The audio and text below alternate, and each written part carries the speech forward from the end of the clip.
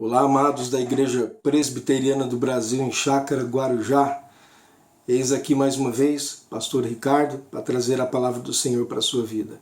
E que a graça do Senhor esteja sendo derramada sobre sua vida e sobre os seus familiares. Espero que estejam todos em paz nesses dias que nós estamos vivendo aí de caos na sociedade. Eu quero deixar para você estudar nesse domingo, durante o momento da Escola Bíblica Dominical, o texto de Efésios capítulo 2, versos 8 a 10, onde dizem assim: porque pela graça sois salvos, mediante a fé, e isto não vem de vós, é dom de Deus, não de obras, para que ninguém se glorie, pois somos feitura dele, criados em Cristo Jesus, para boas obras, as quais Deus de antemão preparou para que andássemos nelas.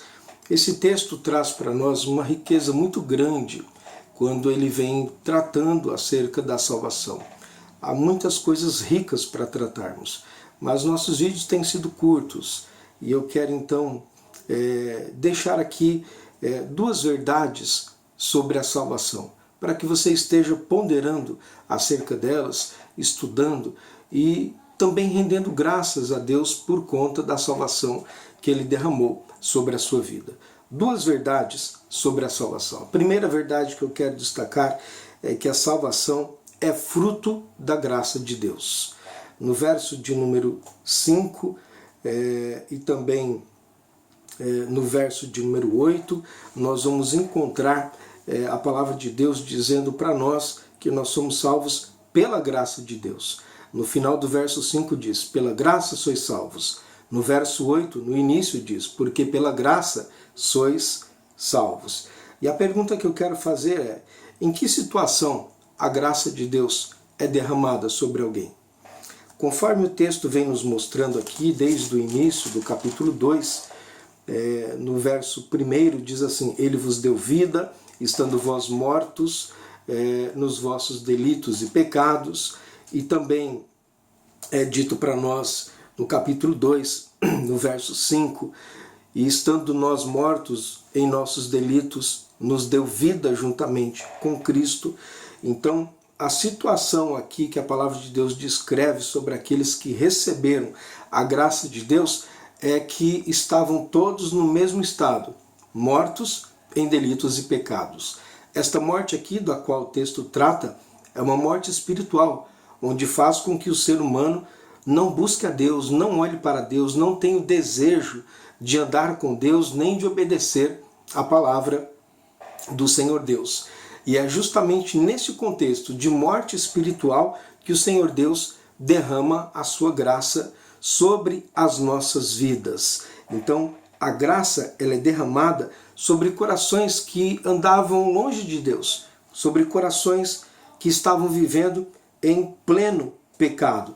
Logo, se ela é derramada a pessoas que viviam em pecado e que não estavam buscando a Deus, entendemos então que a graça de Deus é um favor ao ser humano, um favor imerecido, pois ele nada fez para merecer este favor, porém é um favor necessitado, pois sem esse favor, certamente o ser humano ou aquele que não receber esta graça do Senhor, ele estará condenado à perdição eterna.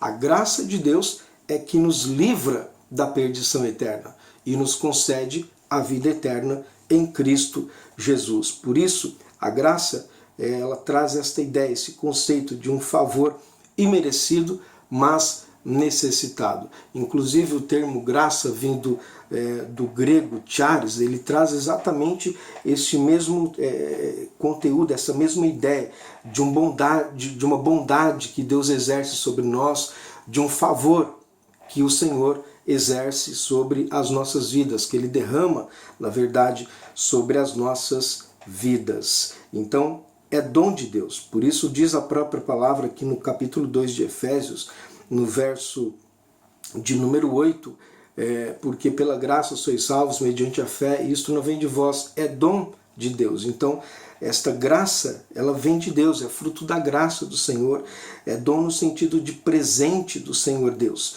Uma coisa que eu quero destacar aqui neste verso de número 8, quando diz é dom de Deus, essa frase ela vem do grego theodoron, dom de Deus. E doron significa presente, uma dádiva, dom, no sentido de que estamos recebendo um presente de alguém. Então, a salvação ela é um presente que Deus concede a nós. É uma dádiva que vem de Deus para as nossas vidas. Por isso diz assim, é dom de Deus. E ao mesmo tempo que descreve a salvação como presente de Deus, aponta Deus aqui como sendo o Senhor de todas as coisas. O termo Deus aqui ele vem do grego theos, que descreve o Senhor Deus como sendo o Criador de todas as coisas, o dono de todas as coisas e aquele que sustenta também todas as coisas. Então, quem é que concede a nós a sua graça? É aquele que tem poder para isto. É o Criador, o dono e o que sustenta todas as coisas. Somente Ele é quem pode derramar sobre nós este favor, este presente que nós não merecemos, mas necessitamos dele para não sermos condenados. É aquele que é o Todo-Poderoso, o dono do universo e de todas as coisas. É este Deus que nos presenteia com a sua graça maravilhosa. Segunda coisa que eu quero destacar aqui, a segunda verdade sobre a salvação, é que a salvação não é fruto de obras humanas. Primeiramente, vimos que ela é fruto da graça de Deus. E as obras humanas, onde entram? Será que o ser humano pode fazer alguma coisa? Coopera de alguma forma? Será que ele tem algum mérito nessa salvação? Será que ele consegue, de alguma forma, levantar a bandeira de eu estou salvo por minhas próprias capacidades mentais, por minhas faculdades mentais, porque eu consegui? Será que de alguma forma ele consegue levantar esta bandeira? A salvação não é fruto de obras humanas. No capítulo 2 de Efésios, no verso de número 9, diz assim, não de obras para que ninguém se glorie. E no verso 10 diz, pois somos feitura dele, criados em Cristo Jesus para boas obras, as quais Deus de antemão preparou para que andássemos nelas. Então, a palavra de Deus é muito clara quando diz que a salvação não vem dos nossos próprios esforços. A palavra do Senhor diz lá no verso 9, não de obras, não vem de vós, também no verso de número 8, não vem de vós. Por que a salvação não vem dos esforços do ser humano? Por que que ele não consegue se auto-salvar? No capítulo 2, de forma muito clara, a palavra de Deus diz que nós estávamos mortos em delitos e pecados no primeiro verso. No verso de número 2 e 3, descreve o ser humano como sendo aquele que está andando longe de Deus. Não está andando com o Senhor. Não está olhando, nem interessado com o Criador. Não está interessado em fazer a vontade e em cumprir os mandamentos do Senhor.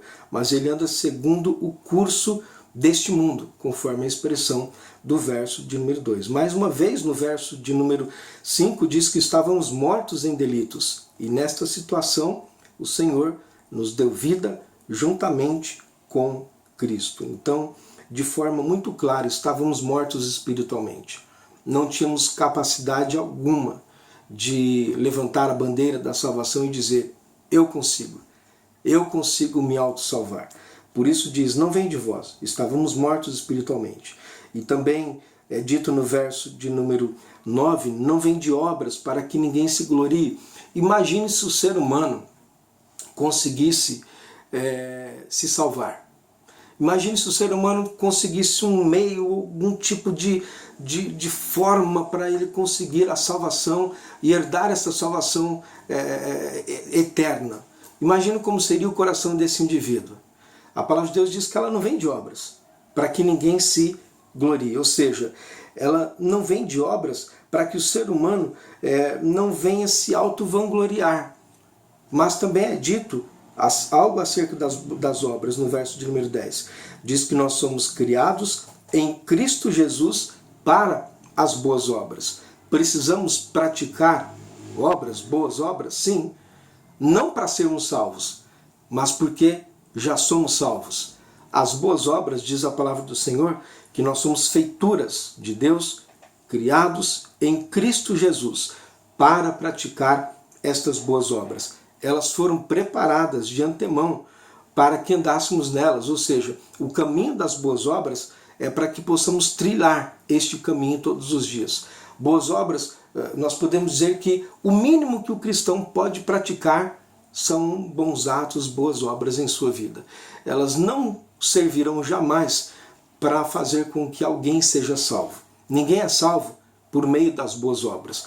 No entanto, as boas obras, nós podemos entender que elas entram em nossas vidas como sendo o resultado do agir do Espírito Santo, que já nos transformou, já recebemos a salvação, temos o Espírito Santo de Deus e agora nós vamos praticar estas boas obras e praticaremos boas obras com o intuito de glorificar o nosso Deus. Não com o intuito de nos vangloriarmos por meio de boas obras, mas com o intuito de glorificar e de exaltar aquele que nos salvou, que é o Senhor de todas as coisas, que é o Criador de todas as coisas e sustenta inclusive as nossas vidas. Então, duas verdades que eu quero deixar para você acerca da salvação. A primeira verdade, a salvação é fruto da graça de Deus. Pela graça sois salvos.